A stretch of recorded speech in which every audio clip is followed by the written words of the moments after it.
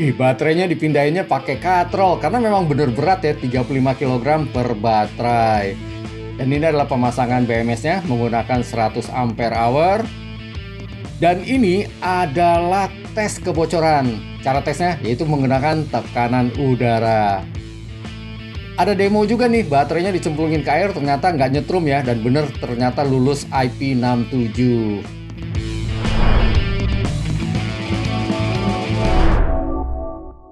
Nah, ini adalah assembling line-nya ya dari Polytron EV.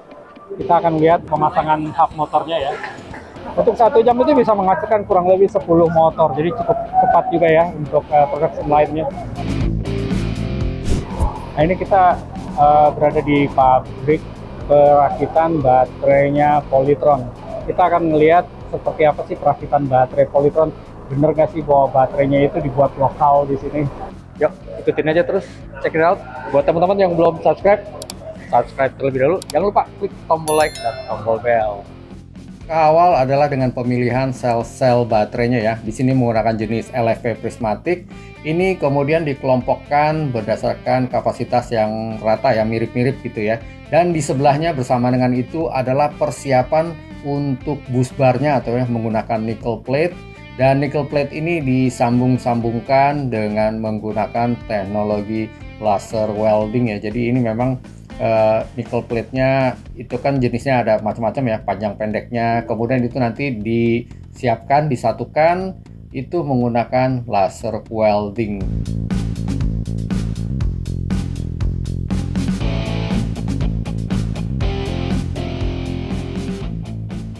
Klik ke baterai selnya ya. Di sini dilakukan pengecekan masing-masing sel untuk dilihat kapasitasnya ya. Kemudian dikelompok-kelompokkan sehingga dalam satu kelompok itu mempunyai kapasitas yang rata atau mirip gitu ya.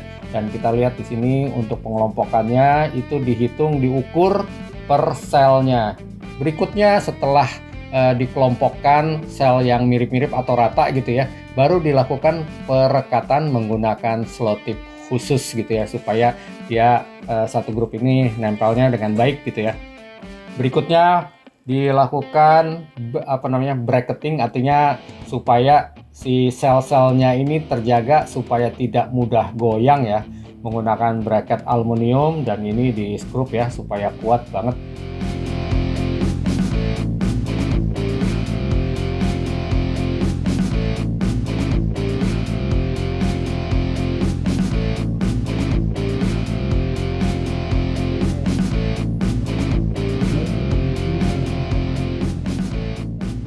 Setelah dipasang bracketnya ya, ini diletakkan pada lajur khusus gitu ya, dengan diikat kuat gitu ya, untuk dilakukan pengecekan terhadap kutub-kutubnya mengenai kebersihannya ya. Dan ini ada alatnya, sensornya yang bisa melihat.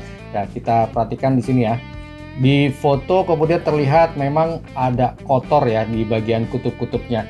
Untuk itu dilakukan pembersihan menggunakan laser cleaning ya. Jadi kutub-kutubnya ini dibersihkan supaya terbebas dari debu, minyak, kotoran dan sebagainya gitu ya.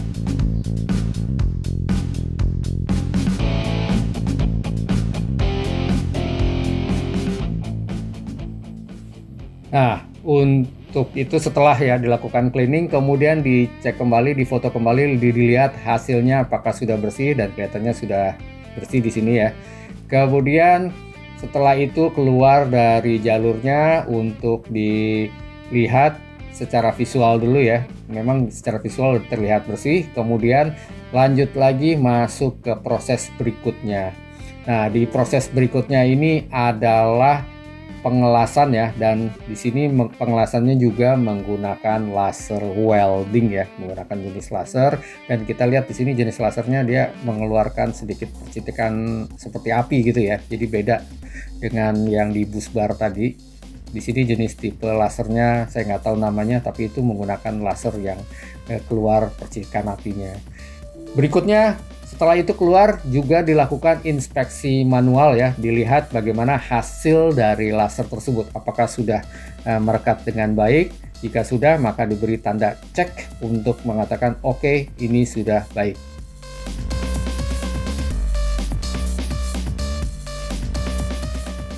Selesai diinspeksi, kemudian dipindahkan lagi ke ujung untuk diangkat atau dipindahkan ya ke line berikutnya. Dan ini menggunakan katrol ya, karena baterainya beratnya itu sekitar 35 kg ya per baterai. Jadi memang cukup berat dan dipindahkannya memang menggunakan katrol, karena kalau pakai tangan tentunya menghabiskan tenaga banget, dan juga selain itu kotor lagi nanti kutub-kutubnya ya. Jadi memang harus menggunakan katrol seperti ini.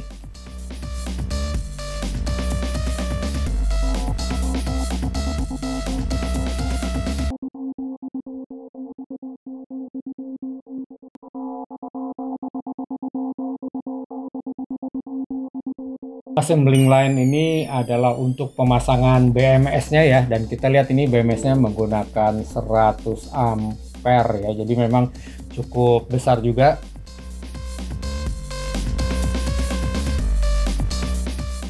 Proses selanjutnya adalah perkabelan ya, atau wiring ke BMS-nya dan ke selnya masing-masing per grup paralel dan juga seriesnya gitu ya. Dan kalau kita lihat di sini itu juga dilakukan separator ya, jadi memisahkan. Ini contoh adalah kabel utamanya, dia ikat, kemudian setelah itu juga dilakukan separator dengan menggunakan seperti karet gitu ya, untuk memisahkan ya, supaya tidak terkena short begitu ya. Berikutnya adalah disolder ya, jadi masing-masing tadi dari kabel yang sudah dibuatkan itu disolder per series dan juga paralelnya ya, masing-masing seperti ini. Kemudian setelah itu dilakukan pemisahan menggunakan selotip khusus juga ya, jadi di sini memang dilakukan supaya kabelnya tergrup secara rapih gitu ya. Berikutnya adalah menggunakan lem thermal ya, jadi memang ini digunakan lem khusus untuk masing-masing kutub yang sudah disolder. Jadi memang ini dilakukan supaya tidak terjadi short ataupun juga apa orang bilang apa ya, semacam kesetrum gitu ya, sehingga masing-masing dari kutubnya yang telah disolder tadi ini memang harus dilem gitu ya, menggunakan lem thermal khusus. Baterai-baterai yang sudah dipasangkan BMS-nya ini kemudian dilakukan pengetesan ya. Ini adalah pengetesan awal hanya untuk melihat kapasiti, kemudian juga apakah series dan paralelnya sudah benar atau tidak gitu ya. Jadi dilihat, dicek. Setelah itu dilakukan tes berikutnya, yaitu tes aging ya. Tes aging ini adalah tes yang dilakukan untuk melihat gitu ya, si baterai ini bekerja dengan baik atau tidak, yaitu dengan mendrain atau menghabiskan kapasitas baterainya sampai 0, kemudian di charging full lagi sampai kapasitas 100%, kemudian di drain lagi sampai 0%, selanjutnya setelah itu dilakukan pengisian lagi sampai 60% gitu ya.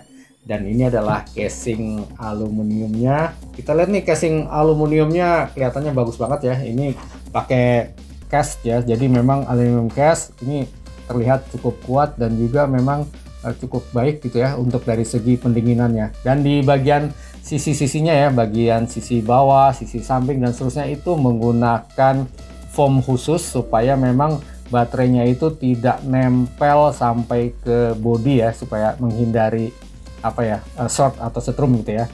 Nah, kita lihat ini proses untuk memasukkan baterai packnya ini ke dalam casing, dan ini juga harus menggunakan katrol ya, karena memang beratnya tadi disebutkan sekitar 35 kg ya per baterai ini, jadi memang harus menggunakan katrol untuk mempermudah.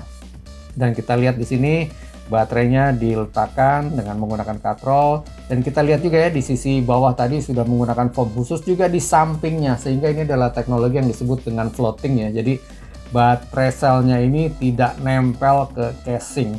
Selain untuk menambah menguatkan supaya tidak terjadi getaran, juga untuk supaya tidak short ya. Dan setelah itu casingnya ditutup ya dengan menggunakan skrup gitu ya. Jadi memang di sini prosesnya dilakukan dengan cermat gitu ya. Selain itu juga casingnya diberi glue atau lem gitu ya, supaya memang untuk kedap terhadap air.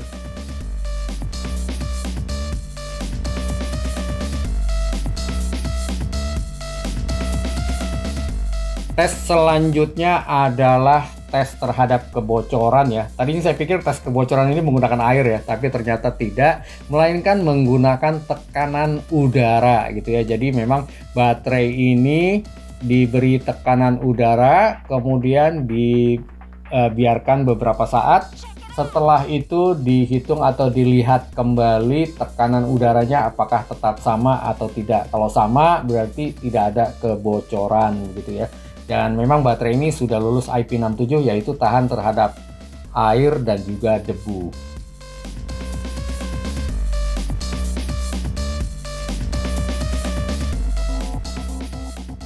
Jadi gimana nih menurut teman-teman perakitan baterai Polytron? Kelihatannya sih cukup canggih ya, dan cukup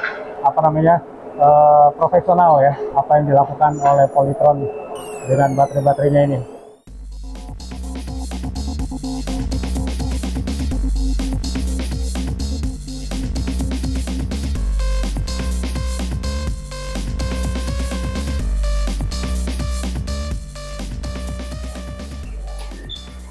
Nah, ini di pabrikan Polytron ya, ada showroomnya.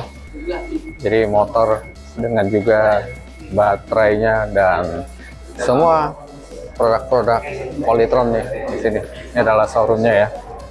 Ini ada yang menarik banget nih warnanya. Saya belum pernah lihat nih.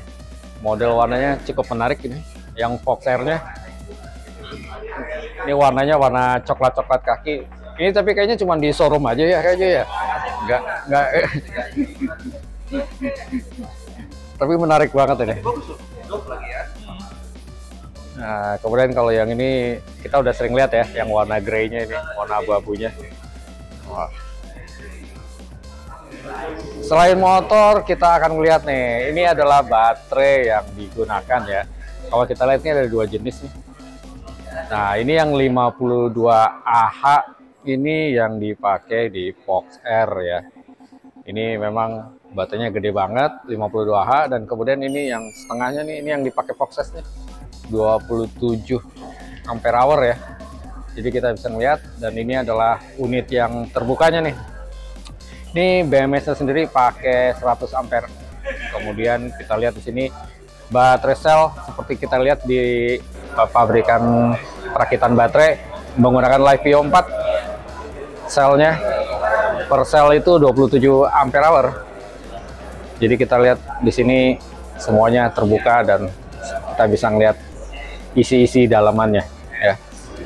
Dan ini juga kalau kita lihat nih baterainya sendiri sebetulnya nggak nempel ke bodi ya, nggak nempel ke chassis. Jadi ini floating yang boleh dibilang kalau teman-teman khawatir bisa kesetrum nggak? Nah, secara teknis ini memang dibuat floating, nggak nempel kiri kanan, jadi dia ini cenderung aman terhadap bahaya setrum. Nah, ini kita juga ada di unitnya di luar ya, di luar dari pabrikan. Ini ada demo juga untuk Polytron Fox Air-nya, Fox S ini, Fox S yang tahan banjir katanya ya. Jadi kita lihat nih motornya, motor hubnya masih hidup, dia berputar terus. Jadi ini untuk membuktikan bahwa motor hubnya ini memang benar telah lulus uji sertifikasi IP67. IP67 tuh tahan air dan debu ya. Termasuk juga pasti baterainya nih, karena baterainya pasti terendam ini ya di bawah ini. Nah, baterainya pasti terendam. Jadi sama nih baterainya juga ini lolos sertifikasi IP67 tahan air. Tapi bukan berarti motor ini bebas sesuka-sukanya dicemplungin ke air ya. Karena memang nanti ada komponen lain yang mungkin akan rusak seperti bearing-bearing lah, kemudian plastik-plastik dan lain-lain. Nah, ini saya cari spot yang agak kosong aja ya, karena tadi di dalam rame banget. Ini adalah hari kedua kita mengunjungi pabrik Polytron, dan ini adalah yang di Kudus ya. Konon di sini ada pabrik pembuatan untuk LCD display, tapi sayang kita belum bisa melihat karena memang waktunya sangat terbatas. Kita tadi sudah mendengarkan gitu ya presentasi dari CEO Polytron tentang Polytron EV, kemudian juga kita sudah melihat demo bagaimana Polytron Fox S itu direndam di air. Jadi kita yakin bahwa hub motor atau penggeraknya dari Polytron ini Fox Air dan Fox S ini adalah tahan air gitu ya, karena mereka sudah punya sertifikasi IP67. Demikian juga dengan baterai, tadi baterainya direndam gitu ya, jadi memang benar-benar kita yakin bahwa aman untuk digunakan begitu ya. Walaupun memang motor ini bukan berarti harus atau bisa gitu kita cemplung-cemplungin ke dalam air, bukan begitu maksudnya, tapi memang mereka sudah melewati prosedur sertifikasi yang dibuat khusus untuk sebuah motor listrik.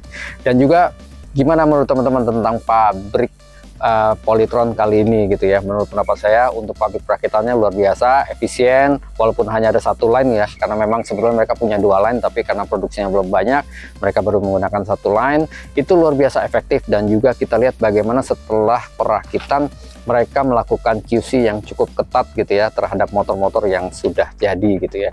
Dan untuk pabrik perakitan baterai luar biasa. Saya ngelihat gini, bagaimana mereka mentreatment orang yang masuk ke dalam pabrik baterai itu harus menggunakan baju khusus gitu ya, jadi menggunakan sepatu plastik, kemudian jas anti debu, penutup kepala dan sebagainya, termasuk semua pekerja di situ. Dan kita lihat bagaimana mereka merakit baterai tersebut dari pengelompokan baterai sampai di las, dan kemudian juga pemasangan BMS sampai mereka menutup pakai casing yang tahan air ya, pakai lem. Dan mereka melakukan tes berulang-ulang ya, tes aging, kemudian tes kedap air dan seterusnya. Jadi memang luar biasa menurut saya bagaimana Polytron serius gitu ya, serius dalam pembuatan untuk kendaraan EV-nya kali ini. Nah, kalau teman-teman punya pendapat yang beda ataupun mau menanyakan hal yang lain, silahkan komen di bawah gitu ya. Dan buat teman-teman yang belum subscribe, yuk subscribe terlebih dahulu dong. Dan jangan lupa ya, klik tombol like dan tombol bell. Yuk, see you next time. Salam EV Holic.